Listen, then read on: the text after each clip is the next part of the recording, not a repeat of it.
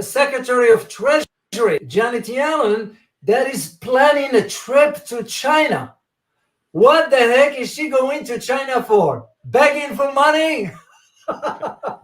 She likes the mushrooms. she went back for more mushrooms. Oh, yeah. That's exactly what she's going to do. She's going to beg for more money because China has been steadily reducing its hold on U.S. treasuries over the past few years. Japan has replaced China as the top #1 holder of U.S. treasuries for the past few years. Japan now holds $1.1 trillion worth of U.S. debt, whereas China, from end of December 2023, holds about 800 billion. So 800 somewhere around there, yeah. So Janet Yellen is going to China. It's like, please buy more, please. Please, and I hope she can eat some mushrooms so she can articulate the organ into the Chinese.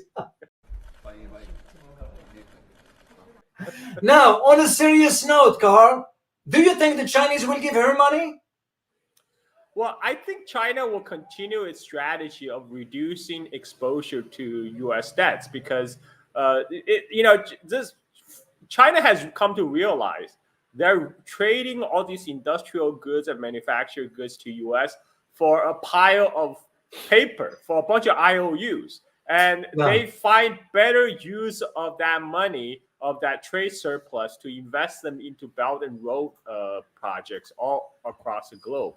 Because that way, by building ports, railroads, roads, power plants all over the world, China is boosting not only the global connectivity, but also China is boosting the global productivity. So all that now all the U.S. dollars it earns from trade surplus from U.S. can be invested into productive arenas instead of just like sitting in the U.S. Treasury gathering some measly interest. It's just a much better return on investment. I don't think China will abandon that approach. I mean, Janet Yellen can bow all she wants, but China has a very clear national development strategy, and they're not. I don't think they're gonna. This is one reason U.S. has been badmouthed about China's Belt and Road project forever, because they call it debt trap, but they're never offering any alternatives. And the reason U.S. doesn't like the Belt and Road initiative, other than the fact that it expands the Chinese influence across the globe, is also that takes more money away from buying U.S. treasuries and spread it to the rest of the world. So I don't know how, I mean, China will probably entertain Janet with some nice words, more mushroom banquets, but I don't expect much more out of that. So she'll get high a little bit. Well, they do. The Chinese officials, they do kind of sort of respect her. She has an understanding about the Chinese government. I mean, she is knowledgeable in her field, and she does have an understanding about how Chinese think when it comes down to the finances. But to me, as an analyst, I'm looking at it. Well, wait a minute. You bad-mouthing the country and you are going there to ask for money? What makes you think they're going to even agree to that? And second, it's very embarrassing because we are even beyond our means. And the ironic fact is Janet Yellen is going to China in the same time the U.S. State Department has issued a level 3 warning for travel to China. So China is being placing on the same category as a country that's experiencing civil war, like Ethiopia. Because China is super safe to travel to, but United States Department is saying no. If you go to China, you might face arbitrary arrest. You might be disappeared. I mean, this is just ridiculous. They don't want people to see China because they realize if average Americans go to China, they will see through all the propagandas that media is peddling to them. Yeah, maybe they just noticed my application for the Chinese visa. That's why they issue the warning. And they're like, Dr. O, don't go. I'm like, no, I will go if I want to go. So, but anyway, on a serious note, literally, I kind of don't understand, because if we are to look at this, and I know the trip is 10 next month for Janet Yellen, but I'm also looking at what China just had with Angola. I don't know if you were aware of that, Carl, or not. The deal that, and the US now is saying, we will be willing to put about $2 billion investment. How come all of a sudden we're doing this after the Chinese got a deal with Angola? Well, what do you think of that? U.S. is kind of playing catch up. I mean, like now they realize they actually have to put money where their mouth is. Because the African leader has been saying this for a long time. When the Chinese come, they offer investment. When the Europeans, American come, they offer us a lecture on how China is bad. We shouldn't do business with China. So, but I want to remind the audience, Joe Biden has come out with a similar scheme called the Build Back the World Better. That was Build Back Better. Build Back Better. Yeah. I think that was from like 3 years ago, man. That was from 3 years. Yeah. What happened to that? Well, look at just the bridge. What happened in Baltimore with the bridge, which was embarrassing. Whatever the case might be, now we're blaming it on the Russians. It's very ridiculous. So the idea of, I think because we are watching now that China has forged a solid economic path in Africa. And since we never had any policy towards Africa, now we're trying to woo those countries back with money, whatever. But at the same time, this is for you guys to know. Africa is struggling with debt. Well, the debt, there are those who are saying, oh, it's the China trap. That is not the case. It's the IMF loans that's been given to the... So let's put things in perspective. And this is why we kind of, like Carl said, playing catch up. It's too late for that. Do you see any change to Africa vis-a-vis the US policy, Carl? Well, ultimately, it's like the Jerry Maguire movie, right? Show me the money. Show me the money. Where is the money? U.S. is not putting up the money. It has promised investment Africa times and times again, but it just hasn't materialized. Whereas China is on the ground building roads, building ports, building stadiums, building hospitals, building power plants. And now, many people in Africa can afford smartphones because Chinese companies are there, targeting African consumers. Like U.S. corporations are just not interested in Africa other than as a place to extract wealth from, right? Like the only investment U.S. is putting into Africa are just mostly like mining and oil, right? Other than that, they're not interested into investing in African infrastructure. This is a big difference between U.S. and China. China is offshoring manufacturing to places like Ethiopia. This is not what U.S. has done. Again, so U.S. can it's a good thing. It's a good thing that Chinese investment now is in Africa is enough to panic capitals in Europe and Washington. Now they have to compete for influence. Before, they call all the shots through IMF, through World Bank, and now African government, they have another alternative. They can go to China. If anything, competition is good, right? That's correct. That's correct. Yeah, because if the Chinese are offering better terms, Africans gonna go directly with that. I do know that China renegotiated some of its terms with some African countries recently. I was aware of that. And to me, it was very impressive. And I'm not saying it to sort of support China or whatever. No. I'm saying it because it's a pragmatic thing. And to me, it made more sense for why you want to approach countries that way. That's why they want to do business with you. We don't. We shove them into debt, and we don't renegotiate the terms and so forth. So, and this is where I see the difference between the U.S. and China when it comes down to Africa. So, Now, This is what the former Greek finance minister has said when he was giving a lecture. Yanukovych. Yes, he said, like, look, Varoufakis. he said, you know, when China, when we have problem with China, we go to them and we ask them to give us a better deal, and they come back and we sit down and we negotiate for a better deal. That's how things are done.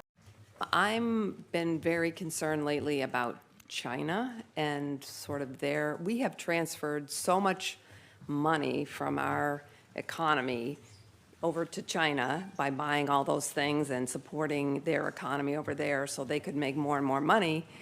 They are now all over Africa, you know, buying things and investing over there and getting those countries dependent on them and supporting, you know, non-democratic people. And I'm just like wondering, whom? well, We are in a country that supports Saudi Arabia. yes, that's Yeah? true. Right. So Suddenly we have a problem with, you know, superpowers supporting non-democratic people. yes, I mean, yes, I do, but I also am just concerned that we've sort of created the economic power that China sort of has now, and they're using it, I fear, going to be using it against us eventually and against the better interests of a lot of people. Allow me to put your mind to rest. Okay, great. You shouldn't worry about that. Okay. It's very simple. And let me explain why you shouldn't worry about that. But please continue. Well, I mean, they're,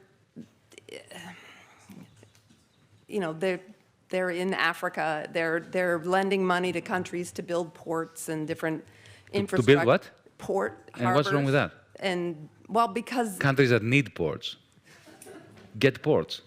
But they're making people dependent on... I mean, I know, it's the same thing that we've done, which is No, it's not. horrible around the world. They are far more humanistic than the United States ever was. Really? Okay. Absolutely. Great. So... Let me give you an example. Of course, they are peddling for influence. Yeah. Yeah. But they are non-interventionist, absolutely non-interventionist in a way that Europeans, the West, has never managed to fathom. But I have a feeling they have a longer-term thought process that is more interventionist. But anyway, let's judge what we no. see. When it comes to the influence of China outside its borders, I have to say, firstly, it's quite remarkable that they don't seem to have any military ambitions. Secondly, Africa. I'll give you an example, a specific example. Ethiopia. 2004, because I happened to be there, and I have some first-hand experience of it. They went into Ethiopia. I'll tell you why they went into Ethiopia, because they suspected there was oil. Because China is a major industrial power, but it lacks primary resources. Now, instead of going into Africa with troops, colonially, destroying the country, killing people like the West has done for the last 100 years, what they did was they went to Addis Ababa and they said to the government, we would like, we can see you have problems with your infrastructure, we would like to build some new airports, upgrade your railway system, create a telephone system, and rebuild your roads. And we'll do this all for free. No strings attached. We don't want anything from you. And they did. Why did they do it? Because it's soft power. Because because they knew that if oil is discovered, and it was discovered later, then, of course, the Ethiopian government will be much more open to Chinese oil companies coming there. They have never combined their investment with imperialistic view. You know, when I was Minister of Finance, I had a very interesting experience with COSCO, one of the Chinese national companies that in the end bought the port of Piraeus. When I moved into the ministry, I found a contract from the previous government that they had already sold the port of Piraeus for a pittance and other ridiculous conditions to the Chinese, under the guidance, of course, of the European Union and the International Monetary Fund as well. In other words, as a minister, I was bound to a particular deal that was terrible for Greece. And I went to the Chinese and discussed it with them. And I was really astonished. I said to them, look, you're paying too little. You're not committing to a sufficient level of investment. And you are treating our workers as fodder. You are effectively subcontracting labor to horrible companies that exploit the workers. And I can't deal with this. And effectively, I proposed to them to renegotiate the contract. So instead of getting 67% of the shares of the port, they would get with the same price 51. The remaining shares would go into the Greek pension fund system in order to bolster the capitalization of the public pensions. Secondly, I want you to commit to 180 million euros of investment within 12 months. And thirdly, proper collective bargaining with the trade unions and no subcontracting of labor. And to my astonishment, they said, okay. Can you imagine if that was a German company or an American company? That's why I'm saying I don't think you should worry. Okay, I won't.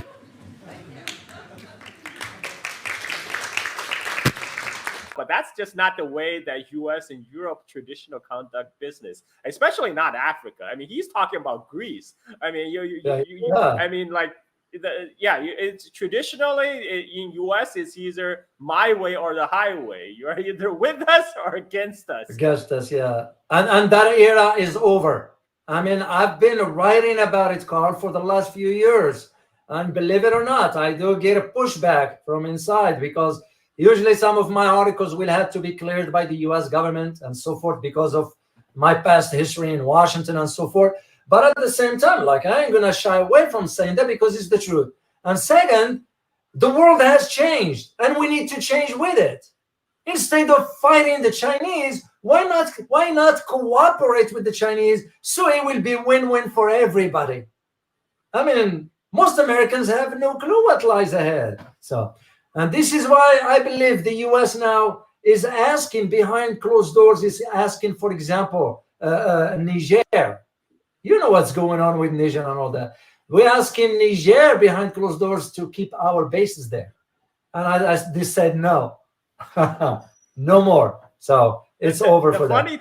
The funny thing is most Americans don't even know we have troops in Niger. Like, we only find out when, like, a couple years ago when U.S. troops got killed in Niger. It's like, what? What are we doing in Niger? We have troops in Niger? Yes, U.S. have this so-called lily pad strategy. They have like a mini bases in almost all the African countries. And Niger is important because I think they have a uranium deposit. They have uranium, yes.